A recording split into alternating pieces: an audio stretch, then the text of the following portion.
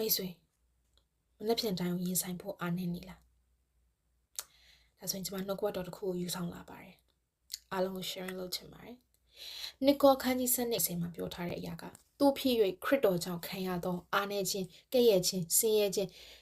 မြင်စင်နှိပ်စက်ခြင်းတသေးစွာဒုက္ခဝေဒနာခံခြင်းတို့ကိုငါနှစ်သက်အကြောင်းမူကားငါသည်အားနည်းသောအခါတကူနှင့်ပြည့်စုံလျက်ရှိအာမင်ခရစ်တော်ရဲ့တကူဟာကျမတို့ရဲ့အားနည်းခြင်းများဆုံးရှုံးမှုတွေကျမတို့ရဲ့မပြည့်စုံခြင်းတွေအားလုံးကိုအနိုင်ယူသွားတာဖြစ်တယ်ဒီဟာနှုတ်ကပတ်တော်ရဲ့ main point အဓိကအချက်ပဲဖြစ်တယ်ကျမတို့တွေ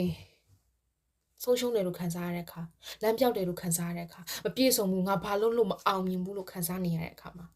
ဒီအရာဟာကျမတို့ရဲ့ဘဝရဲ့အဆုံးသက်ကျမတို့ဘဝရဲ့နောက်ဆုံးမဟုတ်ပါဘူး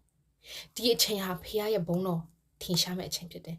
ဒီအချိန်ဟာဖခင်ရဲ့ဘုန်းတော်ဖခင်ရဲ့လှုပ်ဆောင်မှုကိုကျမတို့တွေတိတိတတ်တာ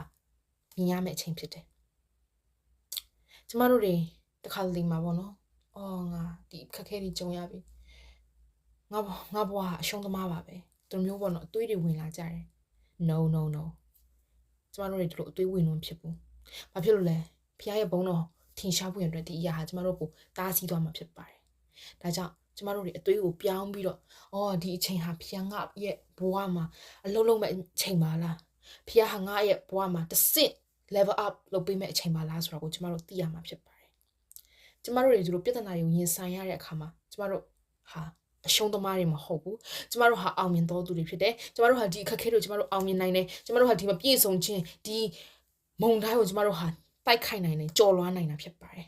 ။ဘာကြောင့်လဲ။ဘာနဲ့လဲ။ခရစ်တော်ရဲ့တကိုးနဲ့ဖြစ်ပါတယ်။ The power of Christ ခရစ်တော်ရဲ့တကိုးနဲ့ဖြစ်ပါတယ်။ဒါကြောင့်မိတ်ဆွေ